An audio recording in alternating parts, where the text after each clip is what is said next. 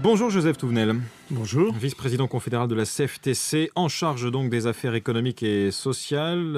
Les vœux de François Hollande aux forces vives, à vous, syndicats, et également au patronat, c'est donc aujourd'hui en fin de matinée. Ce matin, votre collègue de Force ouvrière, Jean-Claude Mailly, dit dans Les Échos Hollande a donné les clés du camion au patronat et nous demande de monter dans la remorque. Est-ce que vous partagez ce point de vue? Non, absolument pas. CFTC, sur ce sujet, a une position un peu atypique par rapport aux autres organisations. Il y a un vrai problème dans notre pays de marge des entreprises. Globalement, nos entreprises ont des marges insuffisantes, donc elles n'investissent pas, notamment dans la recherche, dans l'innovation, donc elles ne créent pas d'emplois. La faute en est pas au monde syndical, la faute en est au monde patronal français qui, depuis des années, a fait un mauvais choix, c'est de vendre plus de produits, mais des produits bas ou moyen de gamme. La fameuse montée en gamme n'est pas au rendez-vous. Quand on est rattrapé par les pays émergents, eh bien on se trouve coincé parce qu'on vend relativement cher des produits d'une qualité moyenne. L'Allemagne avait fait un choix contraire et on voit qu'ils s'en portent bien. Est-ce que, donc, pour nous, est-ce que ce faible taux de marge, juste une question, ça n'est pas aussi en raison du coût du travail en France, tout simplement, qui est plus élevé qu'en Allemagne? Alors, si on regarde ce qui va nous intéresser le plus pour les exportations, l'industrie, le coût du travail en Allemagne, il est même légèrement supérieur. J'ai vu récemment un patron qui a une usine en Allemagne, une usine en France. Il a fait la comparaison entre ce que lui coûtait Jean et ce que lui coûtait Hans. C'est Hans qui lui coûte le plus cher. Pas beaucoup, mais le plus cher. Donc le coût du travail est toujours intéressant, mais ce n'est pas le seul sujet. Qu'on joue sur le coût du travail, c'est très bien. Il faudra jouer aussi sur d'autres choses. Il y a le coût de l'énergie, il y a bien des choses. Mais allons-y sur le coût du travail, qui est un des éléments, pas le seul. Mais un des éléments, donc, sur les charges.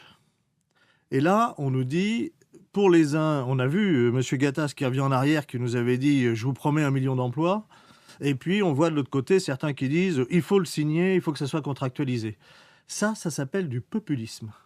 C'est faire croire aux gens que la chose économique, c'est comme une démonstration mathématique. On écrit 3 signes quelque part et on a un résultat. C'est beaucoup plus complexe que ça. Il faut faire un effort. Il faut que cet effort soit partagé. Il faut aider les entreprises à avoir plus de marge parce que c'est ça qui créera de l'emploi. Et ça vient d'être dit, pas pendant 6 mois. Il faut avoir conscience que c'est des phénomènes lourds pour plusieurs années. Et dans le même temps, on est dans la quasi-impossibilité de contrôler. Pourquoi ? Parce que d'abord, création d'emplois, mais je peux très bien dire, mais moi, grâce aux aides que j'ai eues ou aux baisses de charges, je n'ai pas créé d'emplois, mais je n'ai pas licencié. Puis la France n'est pas toute seule. Ce qui se passe dans l'économie mondiale peut nous permettre une reprise ou non, plus facilement ou non. Et vouloir mettre dans la tête des gens que tout ça serait très simple, qu'il suffit d'un côté, allez, je vous baisse de 30 milliards, ce qui n'est pas exactement le cas, ce qui pose encore un énorme problème pour la politique familiale. Là, on est en train de sacrifier l'avenir, on sacrifie la politique familiale. Nous dire, on va compenser, sans nous dire comment on va compenser, alors à moins qu'il y ait demain, un changement dans le gouvernement, on va avoir un ministre de l'économie qui s'appelle Harry Potter, qui va sortir sa baguette et qui va dire « tac, je compense comme ça ». Mais à la CFTC, on n'y croit pas trop. Joseph Touvenel, je vous ai laissé parler assez longuement parce que le discours que vous tenez ressemble étrangement à ce que peuvent dire certains chefs d'entreprise sur la baisse des charges, qui n'est pas le seul problème aujourd'hui en France des entreprises. S'ils ont raison et qu'il y a un syndicat qui a raison, c'est que nous avons raison ensemble. Il faut que certains se mettent dans la tête que la lutte des classes, 1, c'est mauvais, 2, j'espère que c'est terminé. Si avec le patronat, on arrive à se mettre d'accord sur des choses de bon sens, sur ce qui se passe réellement, sortant des luttes idéologiques, ça sera un grand pas en avant pour notre pays, pour notre économie et pour les salariés. Il y a encore des dossiers qui coincent, je l'évoque juste d'un mot, mais le travail le dimanche, par exemple, dans les enseignes de bricolage, on attendait un accord hier, il a finalement été, les discussions ont été repoussées jusqu'à la fin de la semaine. Pourquoi ça coince? Est-ce qu'il ne serait pas simple, tout simplement, d'autoriser le travail le dimanche et de verser des contreparties en termes de salaire aux salariés? C'est pas compliqué, le travail du dimanche, c'est un vrai choix de société, voire de civilisation. Où on estime que l'être humain, il n'a qu'une dimension, c'est être un producteur-consommateur. Dans ces cas-là, très bien, 7 jours sur 7, 24 heures sur 24, et quand vous ne pouvez plus consommer ou produire, on vous jette. Où on pense que chacun a besoin d'un temps pour la vie familiale, la vie associative, la vie personnelle et la vie spirituelle, et on protège ce temps. Puis on regarde ce qui se passe. Regardez en Alsace, ils ont une réglementation liée à Bismarck qui est beaucoup plus rigoureuse que dans le reste de la France. Vous avez remarqué que les maisons alsaciennes étaient mal entretenues, que ça s'écaillait, que les Alsaciens ne pouvaient pas acheter de lits parce que les magasins d'ameublement sont fermés le dimanche et que les enfants sont sur des paillasses. Vous avez remarqué qu'en Allemagne et en Suisse, sur des pays sans doute arriérés économiquement, où c'est fermé le dimanche bien plus qu'en France, ils sont malheureux? Il y a plus de chômage? Non.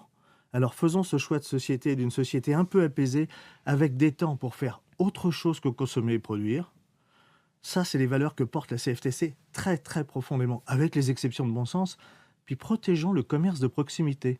Nous savons tous que l'enjeu aujourd'hui, c'est l'ouverture de grands centres, de grandes surfaces, qui tuent le commerce de proximité et qui donc tuent de l'emploi. Vous avez dû observer, comme moi, qu'au rayon chaussures de votre grande surface, 0 salarié. Alors quand vous maintenez en centre-ville un magasin de chaussures, vous avez 1, 2 ou 3 personnes qui y travaillent. Si on veut lutter pour l'emploi, fermons les centres commerciaux le dimanche. Puis c'est écolo, hein. On fait quoi? Un centre commercial fermé le dimanche, c'est combien de dépenses énergétiques en moins? Ouais, peut-être qu'il y a les centres commerciaux écolos, il y en a certains qui le sont. En tout cas, toute dernière question, Joseph Touvenel, sur l'automobile, PSA, l'État qui s'apprêterait donc à monter au capital aux côtés du chinois Dongfeng. L'État prend ses responsabilités, selon vous? Oh bah, si l'État aide une entreprise à se maintenir, on va en être ravi, mais Peugeot, c'est la démonstration de ce que je vous disais tout à l'heure. On a fait du moyen de gamme, on n'arrive pas à s'en sortir, et on est obligé d'appeler la dictature chinoise au secours. Moi, ça ne me ravit pas, parce que j'aime la liberté, et je rappelle qu'en Chine, il n'y a pas de liberté, c'est une dictature capitalo-communiste. Merci beaucoup. Joseph Touvenel, donc vice-président de la CFTC en charge des affaires économiques et européennes.